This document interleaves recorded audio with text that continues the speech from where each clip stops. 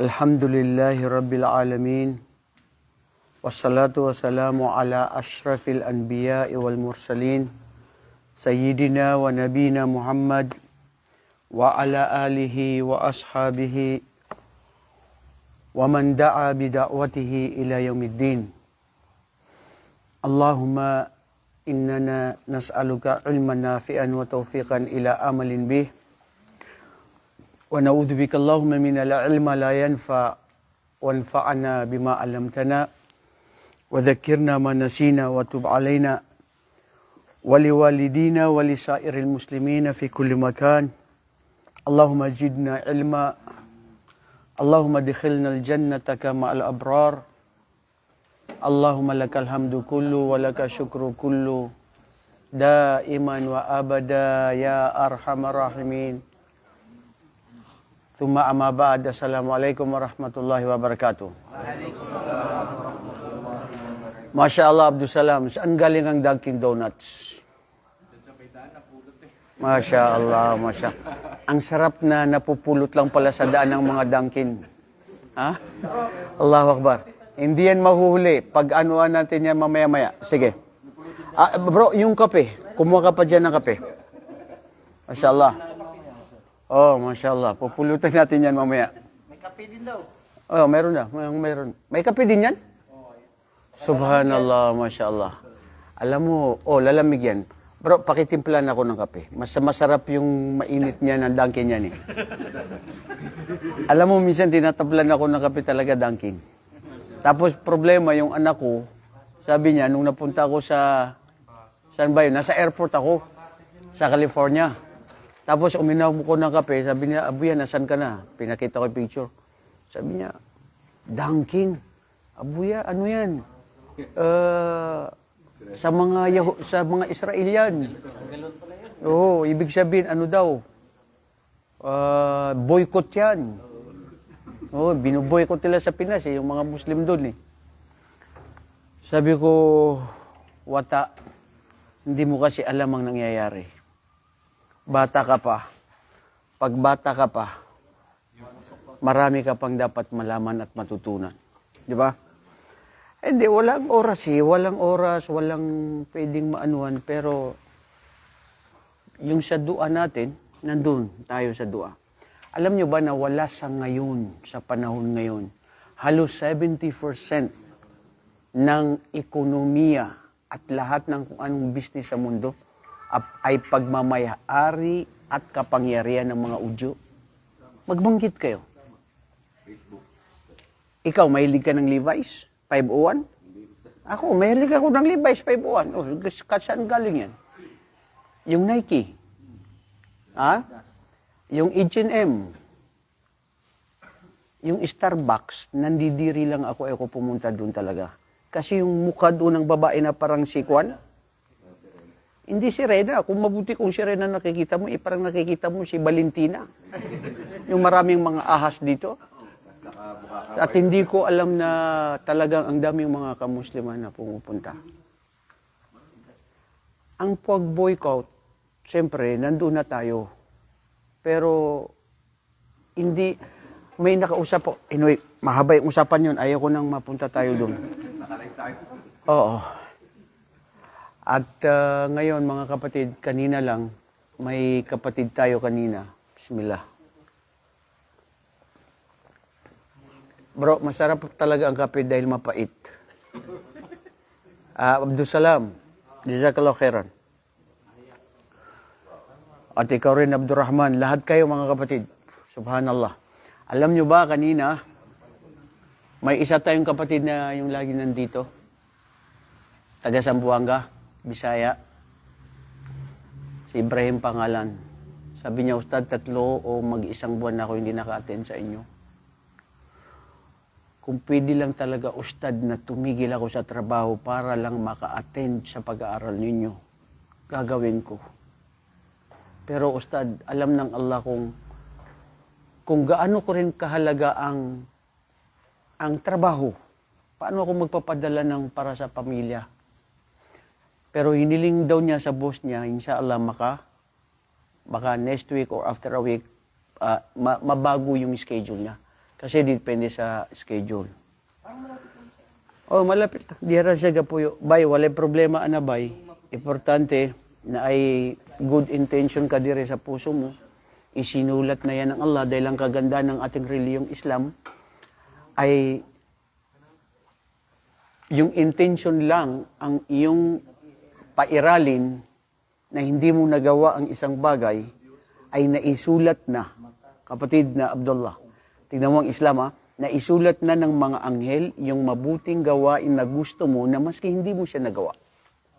Dahil ang titignan ng Allah ay ang pusong dalisay na totoo. Uulitin ko, baliktarin mo yun, Abdurrahman, maski nandito ka, gumawa ka ng sala, nag-hajj ka, nag-umra ka, pero hindi pala sa Allah, ay walang saysay at walang silbi. Kapatid na John, alam mo ba yun? Correct. So anong doon? Ibig sabihin, ang pagbabasihan ay ang ating mga puso. Na may gawa. Hindi yung puso lang, intention, tapos wala kang gawa. Naalala ko tuloy at pumasok sa isipan ko, wala mga kapatid, subhanallah, maiyak-iyak ako noon nung narinig ko yun nung kinukwento ng sheikh namin. Si Salman Al-Farisi, batid nyo ba na siya ay naibenta? Naging alipin? At dun sa istorya na naganap sa kanya, dahil narinig lang niya ang pangalan na Muhammad, na ito ay huling propeta, na gusto niyang mapagtanto sa sarili niya at makita niya kung sino itong propeta na ito. Iniwanan niya ang maranyang pamilya at ang kanyang ama at yaman nila. Pumunta siya sa Sham. Galing siya ng Persia na pumunta ng Sham. Mayroon siyang mga alaga na nakuha ng mga yaman sa kanyang magulang at yung naging kanyang kalakalan sa Sham. Narinig niya ang mga taga-Arabo na Sham na papunta sila ng Yatrib. Ang Yatrib, alam natin, Madina. Nung napag-alaman niya, sabi niya, hindi niya kilala yung mga yun. Dalhin niyo ako sa Yatrib. At itong mga nakikita niyo na mga alaga ko, na yaman ko, na nakuha ko sa aking ama, na napagtanto ko ito at napalago ko, pasamahin niyo lang ako dahil ito ay ibibigay ko sa inyo. Tignan niyo ang pananampalataya. Iiwan ng lahat para lang makita si Propeta sallallahu alaihi wasallam. Sabi ng Arabong ito na mga kasama sa mga Quraysh na mushrik na hindi naniniwala sa Allah, sabi niya, paano yan kung ibibigay mo na yan sa amin? Wala ka ng kabuhayan. Mananatili ka na lang sa Yatrib na wala kang kabuhayan. Paano ka kakain? Sabi niya, ang Allah, ang tagapaglikha, ay hindi niya pababayaan ng sinong tunay na naniniwala sa Kanya. Kung nabubuhay ang kahit sino na hayop o hindi naniniwala, tao pa kaya na naniniwala sa Allah? Nagkasundo sila, umalis. Itong sinamahan niya na traidor, sabi niya, nung nandoon na sila sa daan, napadaan sila na bago dumating sa Madina, alam natin ang Madina, maraming mga Hudyo dyan. May mga Hudyo doon na nagbibenta sila ng tubig o mga ibang pagkain. Naubusan na sila ng tubig. Sabi ng kasama nito, sabi niya, wala na tayong tubig. Sabi ni Salman, ako rin, wala na rin tubig. Sabi niya, sige, walang problema kasi binayad mo naman sa amin lahat yung yaman mo, ibinabenta namin, ikukuha kita ng tubig, nandoon yung mga Hudyo. Pero dito ka lang muna. Sabi ni Salman, bakit? Gusto kong sumama para makita ko rin ang pinag-usapan niyo. Ano sabi? Hindi. Ako ang amir, di ba? Sabi ng kano. So, sumunod ka. Sige na, sige. Walang problema, susunod ako. Pumunta siya doon sa Hudyo. Sabi niya, magkano ang tubig na binibenta ninyo? Sa isang rewan, nabanggit doon na 5 dirham. Sabi niya, gano'n naman kamahal ito? Sa ganito, sabi ng Hudyo, kung hindi ka bibili, wala na akong oras makipag-usap sa'yo. Ibig sabihin, umalis ka na. Sabi na, wala na akong mabibilian, kundi sa'yo na lang. Baka pwede naman gawin natin ito na mga mas mababa pa. Sabi ng Hudyo, sige, gagawin ko pa yan na 7. 7 dirham. Lalo pa niyang pinataas. So wala na siyang magawa. So ang sabi ng Quraysh na ito, wala na siyang makita. Sabi niya, grabe ka siyang mga Hudyo, mga kapatid. Wala silang itutulong kundi mayroon sa ilalim. Makamundong bagay. Hindi nila isipin yung sa kabilang buhay. Sabi niya, sige, umalis ka, wala naman kayo makukuhanan, mas lalong magiging mahal ito. So walang magawa siya, kung dibilin yung tubig na yon, sabi ng Quraysh na yon, walang problema. Mas bibigyan pa kita ng mas mahalaga pa sa hinihiling mo. Gagawin ko pa niyan 10 dirham. Sabi niya, bakit? Ano yun? Sabi niya, nakikita mo yan? Itinuro niya si Salman al-Farisi na naka sa kanya. Bumaba siya kasi doon sa kanyang kamelyo. Sabi niya, macho, malakas, mapapakinabangan. Sabi niya, bigyan mo lang ako ng tubig at ibibenta ko pa yan sa'yo. Sabi niya, ibibigay ko sa'yo yung alipin na yan kasi alipin namin yan.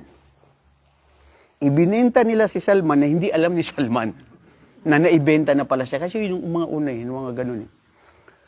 Nung nag-usap na sila, tinawag niya na pasekreto, pumunta si Salman, sa kayong mga kasama niya, nandun din yung mga Hudyo. Nung nandun na sila, nag-uusap-usap sila, sige, babay na. Sabi ni Salman, sadali, saan niyo ako dadalhin? Ba't niyo ako iwan? Sabi niya, ayan, naibigyan ka na ng tubig, di ba? So sabi niya, bakit mo ako inyo? Sabi niya, nandyan ka muna dyan sa mga Hudyo na yan kasi may mga pag-uusapan kayo. Umalis na sila, ginapos siya ng mga Hudyo. Sabi nila, hindi mo ba alam na ikaw ay isang alipin ko? Anta malikyalan, ibinenta ka ng mga yan. Sabi niya, wallahi hindi nyo alam. Ako ay anak ng isang marangya doon sa Faris. Sumama lang ako dyan sa mga yan dahil para lang pumunta ako sa Yatrib ang makita si Muhammad sallallahu alaihi wasallam na isang huling propeta. Sabi ng Hudyo, lumang tugtugi na yan, alipin ka. Inalipin siya, kapatid. Ilang buwan na natili siya sa mga Hudyo. Hanggat tumiling siya na sabi niya, palayain mo ako dahil gusto ko lang makarating talaga sa Madina at makita si Muhammad. Sabi niya, mapapalaya lamang kita kung magsisirbisyo ka sa akin, susundin mo ang lahat ng pag-uutos ko at kung pahihirapan mo ang pag-uutos ko at hindi ka susunod, lalong mahihirapan ng buhay mo at mapapahamak. Naging alipin siya ng mga ilang buwan. Napag-alaman niya, napagtanto niya dahil malapit lang yun doon sa may Madina na minsan, inutusan siya ng kanyang amo na Hudyo. Tapos, ibinigay niya doon sa isang mga ngalakal sa Yatrib. Naging balita na parating na si Muhammad sallallahu alaihi wasallam, 10 ng kanyang mga kasama na galing sa Magka, papuntang Yatrib. Tapos, nakita nila, narinig niya na nandyan daw siya sa Quba. Nung napag-alaman niya yun ang pinaka-asam-asam niya talaga, mga kapatid, na makita itong si Muhammad na hindi pa siya naniniwala sa Islam. Dahil nandito na nakaugat na sa puso niya ang paniniwala sa nag-iisang Diyos at sabik na makita si Muhammad sallallahu alaihi wasallam. So ang ginawa niya, isang araw, hindi nagpaalam sa kanyang amo at umalis na nakapunta sa masjid na kung saan nandoon si Propeta Muhammad sallallahu alaihi wasallam kasama ng kanyang mga kasamaan. Katulad ito pag titipon-tipon natin sa masjid. Tapos nagtuturo siya. Tapos si Salman, tinuruan siya ng isang kung paano magsalam sa Islam. Sabi niya, ako, assalamu alaikum ya Muhammad. Ganun.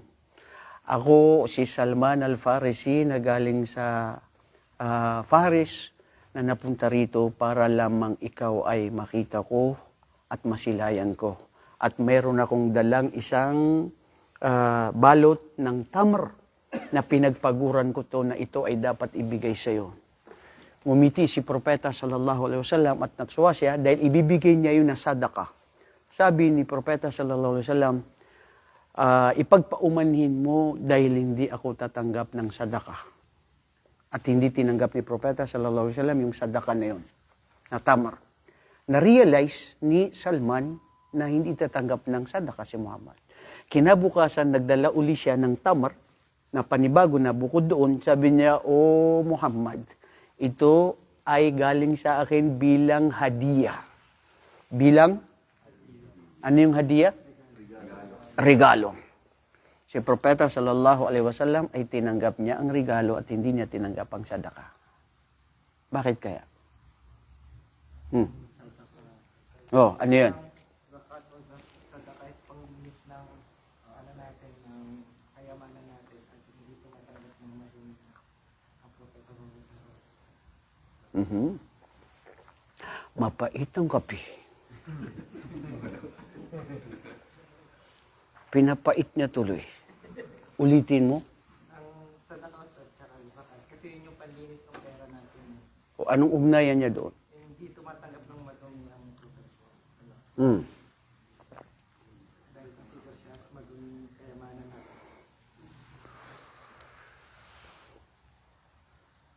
Paano kung may magsasabi sa iyo na bakit si Muhammad sallallahu alaihi wasallam tumanggap din siya na ibinigay sa kanya ng mga Hudyo? Bakit niya yun tinanggap?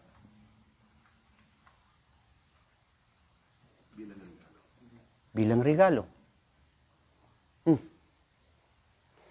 Bakit? Ang palatandaan ng propeta ay hindi nag-worship mo galing sa sadaka. Maraming nangangailangan kaysa sa kanya. Maraming nangangailangan kaysa sa kanya? Ha? Sige, yung kape na ininom nyo, gusto ko yan, yung nag-Muslim na? Muslim na, kapag Muslim na po ba yun, tama?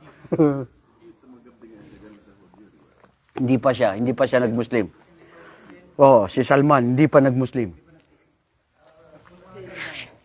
Bilang isang, kasi mga Kristiyano, hindi naman talaga na sadaka yun para sa para lang sa mga Muslim. Ano pa? Hindi siya gumagamit ng tumatanggap ng sadaka. Hindi siya tumatanggap ng sadaka. Tumatanggap siya ng regalo. Oh, bakit kaya? Why is like that? Why? What the difference? Kasi ang sadaka ay dapat galing sa propeta. Ha? Ang sadaka galing sa propeta at hindi pwede magbigay ang sadaka ang isang mananampalataya? Pagkatandaan mo sa isang pagiging propeta, hindi siya mag-consume ng galing sa sadaka. Aha. Para ito sa mga tao. Very good. Ano pa? Ano? Isa? Para sa mga nangangailangan dapat. Parang hindi niya kailangan yung sadaka. Dahil para sa mga nangangailangan?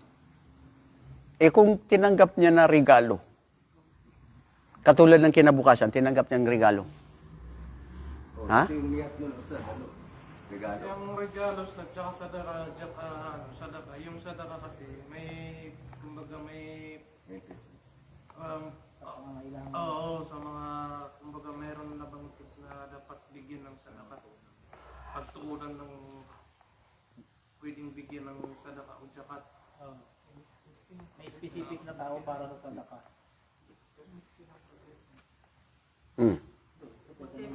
Miskin daw ang propeta. Ha? Alam nyo, teka lang, bago kayo magkagulo dito, hindi yan ang natin. Ito ay nangangahulugan na ang mga propeta at ang mga taong tunay na mga dalisay na may takot sa Allah subhanahu wa ta'ala, anuman yung ibigay sa kanila o anuman yung kapalit ng kabayaran ng kanilang ginagawa, hindi nila yung kinukuha. Kung naalala nyo si Sulaiman, nung bigyan siya ni Balkis ng pera, kayamanan at mga perlas, pero hindi tinanggap ni Sulaiman. Ang mga karamihan sa mga propeta,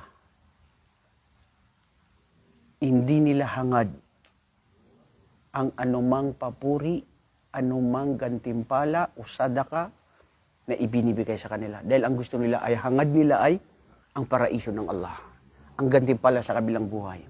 Kung ikukumpara natin yan sa kapanahunan natin ngayon, minsan sa buhay natin, tutulong tayo, gusto na natin makuha yung kabayaran. Minsan sasabihin pa natin, hindi naman lalarga yung kotse pag walang gasolina. Ibig sabihin muna, money down. Nakuha mo na yung tulong, nabayaran ka na. Nasaan yung sa araw ng paghukom? Diba bro?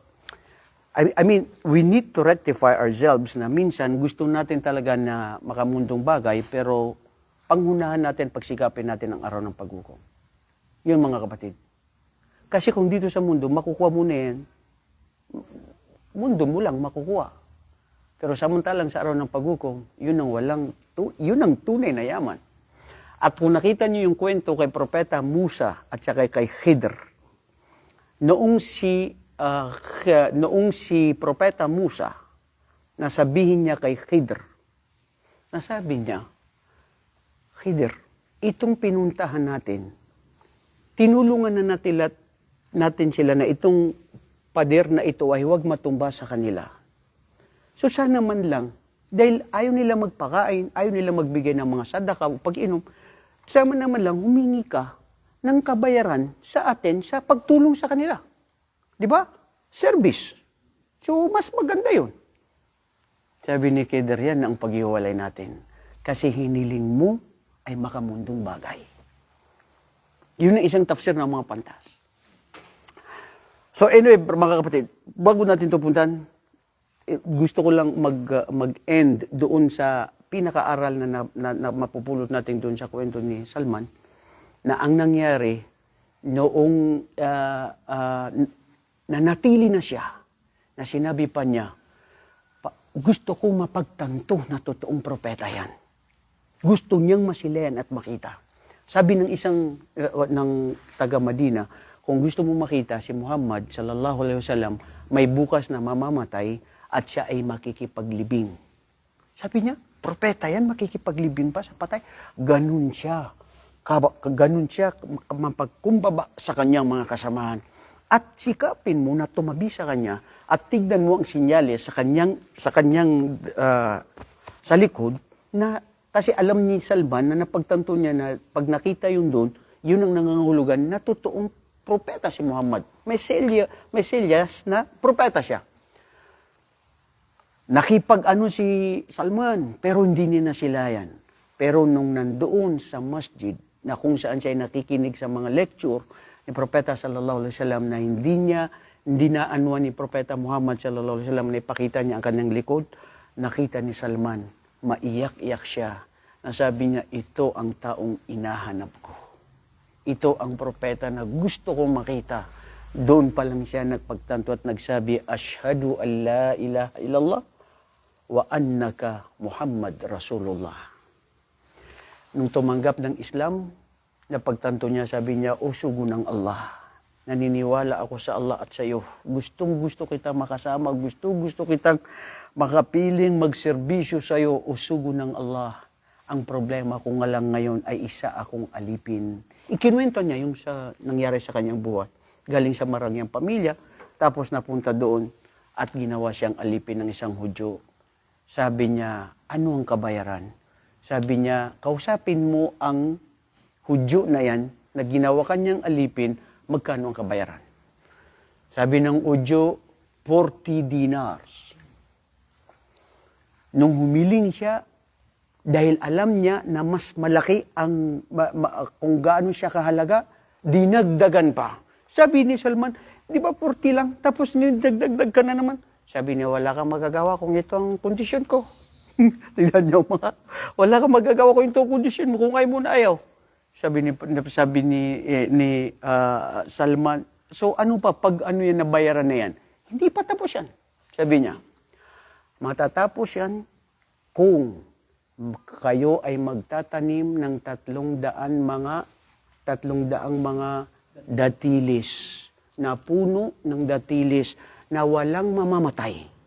Pag may namatay pa sa datilis na yan na hindi siya matutubo, bawas pa yan, magdadagdag na naman kayo. Napakalaki na ito. Anong kondisyon nito? Para lang mapalaya ako. Tapos ito pang gagawin mo sa akin, wala tayong magawa kung yan ang gagawin, kung ano. Sabi ng isang Hudyo, diyan ko makikita kung ikaw nga ba na isang alipin ay mahalaga sa sinasabi mong propeta. Kung gaano niya kamahal ang kanyang mga kasama. Si Propeta sallallahu alaihi wasallam, ipinag-utos niya sa kanyang mga kasamaan na naniniwala sa kanya sa Yatrib. Kumuha tayo ng mga punong datilis, bawat isa sa atin, at itanim natin at ibigay sa Hudyo na ito. Para lang kabayaran na mapalaya ang isang alipin. Lahat sila, mga kapatid, nagtaka ang Hudyo. Subhanallah, gaano ito karami, gaano ito, saan nanggaling itong mga tao.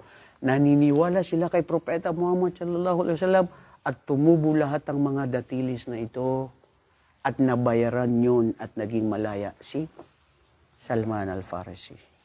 Naibenta siya ng ilang beses, pinahirapan para lang makita si Propeta sallallahu alaihi wasallam at maraming mga kwento na naganap kay Salman al-Farisi na kung saan siya ay pinuri ni Propeta Muhammad sallallahu alaihi wasallam sa katanyagan ng kanyang pananampalataya. Ang mga punto rito mga kapatid kung bakit natin ito kinukwento para sa aral sa atin. Katulad ninyo, katulad kanina yung kapatid natin. Kung gusto lang daw niya na matigil magtrabaho para lang mag-aral. Tulad ng kapatid natin na si Amid. Marami tayo. Tayo kanina, nung pupunta ako rito, sabi ko bakit pupunta na naman ako doon? Ito ikukwento ko. Hindi ko alam bro. Sa totoo lang, nararamdaman ko itong buong linggo na dumaraan sa atin, ito yung pinakamabigat na araw na gustong-gusto ko. Na nakikita kayo. Na ang pinagsasama-samahan natin, hindi kape at hindi puto o anong pandesal, hindi yun. Dahil sa pag-aaral sa Islam, dahil sa kaalaman sa Islam, tinipon tayo dito ng Allah dahil sa pag-aaral.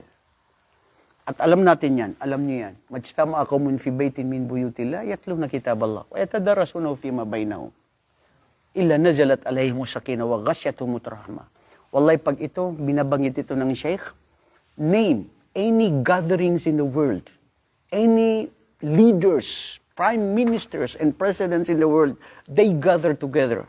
The most beloved in the sight of Allah, except those people who gather together. They belong to different tribes and family, only because they gather for the sake of Allah, and Allah subhanahu wa ta'ala ask His angels to bestow down His grace and mercy and guidance and forgiveness to those people who gather together for the sake of Allah.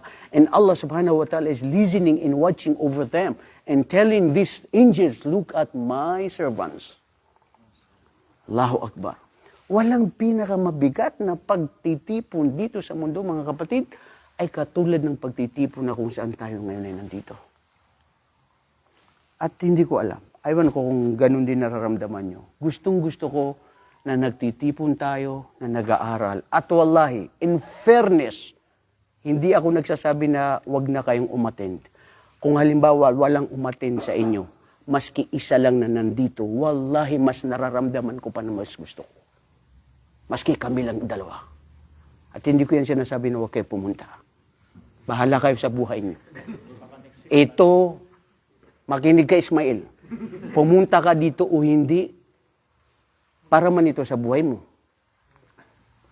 Natandaan ko ito dati, minsan si Ismail, minsan pagtitipon namin, bro, hindi kita mapupuntahan dyan. Busy ako. Nag-taxi siya. Pumunta siya dito mag-isa. Nagbayad. 20 reals, 15 reals.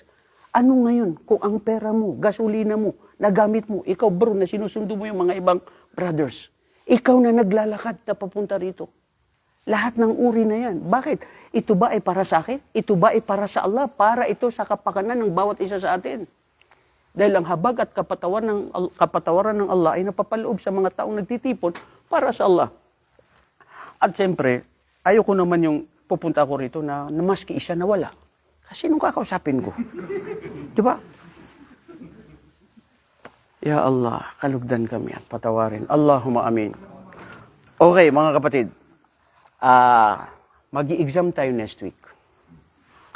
Sa ayaw at gusto nyo, dapat tayong mag-exam. Kasi dyan natin makikita kung may natutunan tayo. Nagkakasundo ba ang Luzon, Visayas at Mindanao? Ha? Ha? Sinong gustong magre-reklamo? Kasi, marami na tayong nakuha sa akida. Lalong-lalo na sa kitab na ito na Aqidatu al-Wasatiyah. So, mahirap yung narinig natin, nalaman natin, o na-immemorize ninyo, walang pagsusulit. Kailangan may pagsusulit. Pero bago ko ibigay yung pointers ng ating exam sa susunod na linggo, ay tatapusin natin itong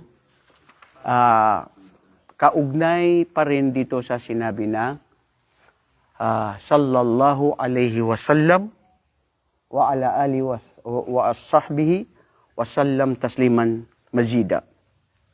Dito sinabi, قال المؤلف أما بعد فهذا اعتقاد الفرقة الناجحة المنصورة إلى قيام الساعة. إلى قيام الساعة أهل السنة والجماعة. Ano mga ugnayan nito mga kapatid? Nagsimula tayo noong una sa pagtitipon natin dito sa Tauhid ng Aqida al-Wasatiyah na pinag-usapan natin ito. Tama? So nagsimula tayo sa paksa ng anong sinasabing Aqida, ano ang sinasabi ng patungkol dito sa Tauhid al-Uluhiyah, wal-Asma' wa Sifat, wal-Tauhid al-Uluhiyah wa Rububiyah, الأقسام التوحيد ثم بعد ذلك انتقلنا إلى قوله أشهد أن لا إله إلا الله وأشهد أن محمدا عبده ورسوله. Huwag niyo kalimutan yung abduhu wa rasuluh. Bago pa yan, nagsimula din tayo ng Bismillahirrahmanirrahim. So ito na yun, yung mga pointers. Bismillahirrahmanirrahim. Tapos, Alhamdulillahilladzi arsala rasulahu bil huda wa dinil haq. Parang ngayon nyo lang yan narinig. Bakit masama timing mo sa akin, kapatid Danor Haidit? Pero sinabi mo, ano sinasabi nito ni Stan? Ngayon ko lang yan narinig. Bro, ngayon mo lang ito narinig. Absent ka. Itong sinasabi natin, Alhamdulillahilladzi arsala rasulahu bil huda. Nagluto ka lang ng ano bang palitaw na yon? Lumilitaw na. La hawla wala quwwata illa billah. Dinil haq kulluhu wa kafa billahi shahida.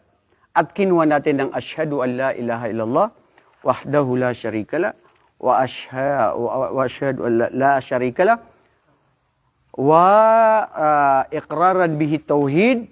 Tapos nagsimula at tinapos natin sa wa ashhadu anna Muhammadan abduhu wa rasuluh. Nakuha din natin yung abduhu wa rasuluh. Ano yung mga pinag-usapan natin dyan? At yung sallallahu alayhi wasallam. So lahat yun nakuha natin dito bilang karugtong niya, sabi niya, amma ba'd, hadhiya i'tiqadul firqatin najiha. Magkasaganon, ang ibig sabihin na ang amma ba'du ay anna amma harfun syartun tafsil. Aw harfun syartun faqat. Ibig sabihin, ang isa sa ibig sabihin nito na ito ay isang harf na nangangahulugan na sa makatwid. O si sa Maranao na kay kamoto, si sa Maguindanao na kagina kamoto. Ibig sabihin, sa gayon, hence, in other words, in conclusion, ito ang akida. Hadiya i'tiqadul firqah an-najiha. Ito ang tunay na paninindigan, paniniwala ng mga grupo, firqah, grupo na jiha na sila yung tagumpay. Pinaliwanag dito sa kitab, kukunin natin ito ngayon. Sila yung matagumpay ng mga grupo ng mga kamusliman, al-mansurati ila qiyamis sa'a, na sila yung tunay na magtataglay ng kabutihan at kasaganaan at yung pagka-success. Ano yung sinabi ko kanina? Tagumpay. Hanggang sa araw ng paghukom. Ila qiyamis sa'a, at sino sila? Hum ahlus sunna wal jamaa. Pinaliwanag dito sa kitab na pag hindi ka napapabilang sa ahlus sunna wal jamaa, ibig sabihin hindi ka kasama sa grupo na sila yung magtatagumpay sa araw ng paghukom. Khassa bihadal kitab bi anna haula'i alladhina yanjahuna fi yawmil qiyamah al-mansuri ila qiyamis sa'a hum ahlus sunna wal jamaa. Ang ahlus sunna wal jamaa lang ang tunay na magtatagumpay na tatanggapin ng Allah subhanahu wa ta'ala sa araw ng paghukom. Ang problema karon bay kay daghan na nagsulti na tanan sila na ahlus sunna wal jamaa. Nagsasabi ang mga ahlul bayt, ang mga Shia na ahlus sunna wal jamaa. Ganon din ang mga Qadariya, ganon din ang Ma'turidiya, ganon din al-Kulaybiyya at ganon din al-Jahmiya at ganun din al-Ma'turidiyya, at ganun din ang mga Asy'ariyah, at ganun din ang mga Ahlus Sunnah wal Jama'ah na sinasabing as-Salafi. Sino sa mga yan ang totoo? Ha? Sino kaya? Tayo, amin ya Allah. Kami, sino?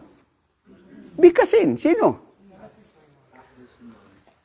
Ahlus Sunnah wal Jama'ah, lahat yung mga grupo na nabanggit natin. Abu Amir. Ang mga sumusunod sa mga salaf na sinisiraan ngayon ng mga salafi. Dahil lang sinasabi daw nila na salafi, salapi, mukhang pera, salapi. Paano sila magbigay ng Rashid ng kwan? Kasi karamihan daw ng mga salafi na graduate ng Islamic University of Medina, karamihan sa kanila ay mayroon ng mga missionary na sinusulduan ng Saudi. So salapi sila. Yun daw. La hawla wala quwwata illa billah. Yan, bangayan yan, siraan yan, ganyan yan. Ngayon, mama na i'tiqad. Ano ibig sabihin ng i'tiqad? Very good. Al-i'tiqad, ifti'alu min al-aqd wa huwa rabtu wa shaddu. Diba? Ito yung paninindigan na paniniwala na rabat. Mama na rabat. Tinalian mo. Hinigpitan mo, washad. Yushaddiduhu, Abdurrauf. Shad. Hinigpitan mo yan. Paninindigan mo yan. Paniniwala mo yan. Walang makakabago yan sa akin. Ganun ang paniniwala ng mga Hudyo. Ganun din ang paniniwala ng mga Kristiyano na paniniwala nila na ipinanganak si Hesukristo na Diyos o nagkatawang tao o ang Diyos ay tatlo sa persona. I'tikad nila yun. Paniniwala ng mga Muslim na ang Diyos ay hindi pinanganak. Walang magulang, hindi tatlo sa persona, mag-iisa lang, paniniwala rin yun. Saan yung Najiha al-Mansura? Ang Najiha al-Mansura, ang tagumpay na pasado ay ang kung sino yung naniniwala sa kaisahan ng Diyos. Na naniniwala sa turo ni Propeta Muhammad sallallahu alaihi wasallam at hindi nagdagdag. Hindi nagpabago. Lahat ng dagdag, hindi mabuti. Dapat sa tama lang. Pag sumobra, mababawasan. Tama ba yun? Pag sumobra, mababawasan? Lahat ng sobra. Bro, amid. Pagsalita ka, amid. Lahat ng sobra. Pag puno na ang salop, anong mangyayari? Mababawasan. Ang Islam, tapos na, Ali. Dumating si Propeta Muhammad, isinagawa, isinakilos, isinabuhay, itinuro. Kung dagdagan mo ang ginawa ni Propeta Muhammad, nagdagdag ka, nagpabago ka, ikaw ang ligaw. Maski sinabi mo pa na gaano kabuti at kaganda at gaano mo pa ito nararamdaman at meron ka pang mga nakikitang mga sinyales. Yan ginagawa ng iba eh. Nakikita nila na meron kami na alam mo, nararamdaman namin na parang nandyan yung mga anghel. Parang nakakalipad pa daw sila. Allahu Akbar. Mataasang? Tama. Mainit masyado, no? Okay, so yun, hada huwa ma'na al-i'tiqadu min haythu tasriful lugawi. Yun ang ibig sabihin niya sa literal sa lugha. Fama ma'na al-i'tiqad bil istilah. Al-i'tiqadu fil istilah indahum hukmu dhihnil jazim. Yuqalu i'taqadtu kada, yani jazimtu bihi fi qalbi. فهو حكمه ذهني الجازم فإن طابق الواقع فصحيح وإن خالف الواقع فسد فاعتقاد فسد. Correct. Tignan nito Sa istilah, ang pananampalataya o paninindigan ay ito yung puro, tunay, tigib, tiyak, na paniniwala, na paninindigan, na kasiguraduhan, na pinapaniwalaan ng puso na walang pag-alinlangan. Bakit sinabi paniniwala ng puso at hindi sabi na pinanindigan at pinaniniwalaan ng aking isip? Pag sinabi kong pinaniniwalaan ng aking isip, tanggap ba yun? Bakit dapat puso at hindi isip? Oh, mag-isip-isip kayo. Ha? Ha? Ang puso ang nagdidikta. Mashallah. Ang puso ang nakakaramdam at nagdidikta at naguutos sa utak. At ang utak na ngayon ang siyang nagkukuman sa mga parte ng katawan na gawin mo yan. Tingnan niyo mga connection. So starts, ang motor niya ay puso. Minsan tahimik ka lang, nagulat ka, puso mo, dug, dug, dug, dug, dug. Minsan nakita mo si Kwan, dug, dug, dug, dug. Bakit ba ikaw yan? Gumagalaw. La ilaha illallah. Nakarelate si Ibrahim. Hindi ko alam anong naramdaman Ibrahim. So, ibig sabihin dito, فَإِنْ تَابَكَ الْوَاقِعُ فَالصَّحِيحِ. At pag ang tama na paninindigan, na paniniwala, nakatanggap-tanggap ng puso at pag-iisip lahat, ay ito ay tama, at pag ito naman ay salungat sa katotohanan, ito ay kabaliktaran at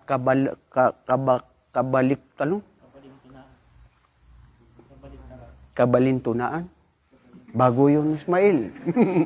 Malalim. Ikaw ay isang makata. Kamag-anak ni Francisco Balagtas Baltasar. Masya Allah, mga bagong word. Yan ang mga kailangan natin. Itong pag-aral dito, hindi lang Arabic or whatever. Puro na Tagalog na didevelop natin. Kabaliktaran. Kabalututan. Yan, kabaluktutan. Pag ang pananampalataya natin na innallaha wahid, sahih. Pag ang Allah paniniwala natin na tunay na nag-iisa, yun ang tama. Wa i'tiqadun nasara na paniniwala ng mga Kristiyano na ang Allah o ang Diyos ay tatlo sa isa sa persona, hada huwa batil. Yun ay hindi katanggap-tanggap. Yun ay mali. Yun ang kabaluktutan na hindi tama. Hada huwa ma'na al-i'tiqad. At ang i'tiqad, paniniwala, paninindigan na kung ano yung pinaniniwalaan mo. Maari tama, maaring mali. Di ba? Ang tama, itong sinasabi natin na paniniwala sa nag-iisang Diyos at ang akida ng Ahlus Sunnah wal Jamaa kung anong pinanindigan ni Propeta sallallahu alaihi wasallam. Wa ma ma'na al-firqa. Sabi dito, al-firqa huna bikasratil firqa. Bima'na ta'ifa. Ibig sabihin ta'ifa. Grupo. Ha? Ano pa yung grupo sa Tagalog? Pangkat. Hukbong sandataan. Firqa. Okay. Sabi ng Allah sa Quran, فَلَوْلَا نَفَرًا مِنْ كُلِّ فِرْقَةٍ مِنْهُمْ طَائِفَةٍ. Tingnan nyo, nakuha dito. فَلَوْلَا نَفَرٌ مِنْ كُلِّ فِرْقَةٍ مِنْهُمْ طَائِفَةٍ. Kung wala lang yung mga grupo ng mga taong ito na minhum sa kanila, sa grupo ng mga naniniwala. Wa ammal furqa, magkaiba ang firqa sa furqa. Al-firqa bikasra, yun yung mga grupo, hukbong. Pag sinabi mong furqa, ma'ana al-furqa, ano ibig sabihin ng furqa? Ma'ana furqa? Mahirap? Hindi yung furqa. Bro, ito furqa. I pronounce it furqa. And I did not say fakir. Okay, fakra. Hindi yun fakir. Ito ay furqa biddam. Fahiya ma'akhudatun minal iftiraq. Ang ibig sabihin ng furqa, ito yung pagka-watak-watak. Paghihiwa-hiwalay. Yun ang sinabi ni Propeta sallallahu alaihi wasallam, alaykum bil jama'a wa iyyakum wal furqa. Furqa ang sinabi niya. Kailangan nyo na manindigan ng magkaisa at iwasan ninyo ang pagkakawatak-watak, pagkakahiwa-hiwalay. Yan ang sinabi dito. So, an-najiha, ang sinasabing najiha, ismun fa'il minan najah. Pangalan nito ng gumagawa ng action na words na ito yung tagumpay. Ida salima, najihan fi dunya minal bid'a. Sila yung mga tagumpay dito sa mundo. Bakit? Kasi sila ay hindi gumagawa ng mga pabago sa relihiyon. Ayun pala yun eh. Tagumpay ka dito sa mundo, sa paniniwala mo sa Islam, kung ikaw ay umiiwas ng bid'a, mga pabago sa relihiyon na hindi kailanman isinagawa ni Propeta sallallahu alaihi wasallam. Saliman minha, ibig sabihin, kumpleto na, sagrado na totoo na hindi siya naniwala doon. Pagkatapos ay wanajyan fil akhirah, at siya sa imperno o sa paraiso ng Allah ay sila ay najyan fil akhirati minan nar, at sila yung mga tagumpay na hindi makakapasok sa nagliliyab na apoy sa araw ng paghukom. Sino? Yung mga taong matagumpay dito sa mundo. Anong palatandaan? Ahlus sunnah wal jamaa na hindi gumawa ng mga pabago sa anong ginawa na ipinag-utos. So nakuha natin mga kapatid ang al-i'tiqad wal firqatu wan najiha. Tamam. Al-an, mada yaqulu huna fi hadhihi al-jumla? Ano yung nabasa natin sa gitna ko doon sa akhir saa sal jawabu hadil jumla? Di ba? Sinabi dito yung i'tiqaduna hadhihi al-jamaa mansura. Ano yung mansura? Ta'rifu na mamakna al-mansura? Anong si Mansur? Ha? Oh, may pangalan ng Mansur, di ba? Maganda yung pangalan ng Mansur. Oo.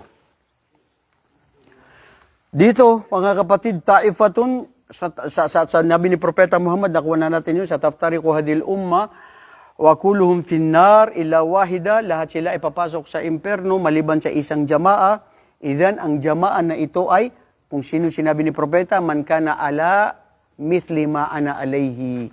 Maliban kung sino yung, kung ano ako ngayon, na itinuro ko na pinaninindigan ko, at sinunod ng aking mga sahaba. Sinunod ng kanyang mga sahaba, fahuwa najihun minal bid'a, at sila yung tagumpay na wala sila sa mga gawaing pabago sa relihiyon ng Islam. Kaya sinabi, ang al-mansura ila qiyamis sa'a, ang mansura na tagumpay sa araw ng paghukom, ay sila yung sinabi dito, abbar al-muallif, hayto qala an-nabiy sallallahu alaihi wasallam, la tazalu ta'ifatan min ummati alal haqqi zahirin. Sabi ni Propeta sallallahu alaihi wasallam, mananatili sa aking mga ummah na may makatotohanan sa kanila na totoo, ad-zahir wal intisar, ad-zahirin, ay sila yung magpapalaganap ng katotohanan. Naglalaban dito sa mundo, mga kapatid, ang kabutihan at kasamaan. Dalawa lang iisipin mo, kapatid. Nasaan ka dito sa dalawa? Nagpapalaganap ng kabutihan o nagpapalaganap ng kadiliman? O kaligawan? Dalawa lang yan. Ha? Ano yung nananahimik? Paano yung nananahimik? Hindi nagpapaligo, hindi rin naliligo. Alam mo, minsan mas delikado yung mga tahimik eh.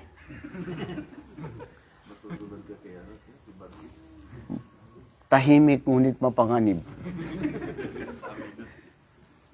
Hindi kasi may mga ganun ustad na ano eh, may mga ganun na tao na yun yung sinasabi nila eh. Hindi sila nagpapalagana, lalo na yung mga kunti lang yung kaalaman. Kasi ang ano nila, may mga scholar naman na nakaano dyan. Baka mamaya, iba yung masabi ko. Na iba yung masabi natin. So, makakapagpaligo pa tayo. So, basta tayo, hindi tayo maliligaw, makikinig tayo, at hindi tayo magtuturo kung kulang tayo sa kaalaman. Ayun yung sinasabi, yung iba ganun yung ano nila eh. Ano mas maganda? Tahimik o hindi tahimik? Ha? Ha? Anong maganda? Ha? Kasi minsan may mga ano na ganun yung ano nila eh, na hindi, pagka ginawa natin ito, baka mamaya kulang tayo sa kaalaman. So makakapagpaligo pa tayo. tumahimik na kayo. Dahil ito, yala, magpapaalam na tayo mga kapatid. Ngayon, ang exam ninyo, kalas, ang exam ninyo sa susunod na linggo, sa prelim natin dito sa Aqida, saan tayo magsisimula? Doon sa sinabi natin ng I'tiqad, al-Aqida, ang ibig sabihin nito sa luga at saka ano, at ano rin yung Tauhid, Aqsamu Tauhid, at kukunin din natin dito yung sinasabi na Bismillahirrahmanirrahim, tapos Asyhadu an la ilaha illallah wa anna Muhammadan abduhu wa rasuluh, tapos kukuha din natin dito yung sallallahu alaihi wasallam wa sallama tasliman kathira, at kukunin natin dito yung itong pinakalast na kinuha natin. Subhanakallahumma wa bihamdik, asyhadu an la ilaha illa anta astaghfiruka wa atubu ilaik. Assalamualaikum warahmatullahi wabarakatuh.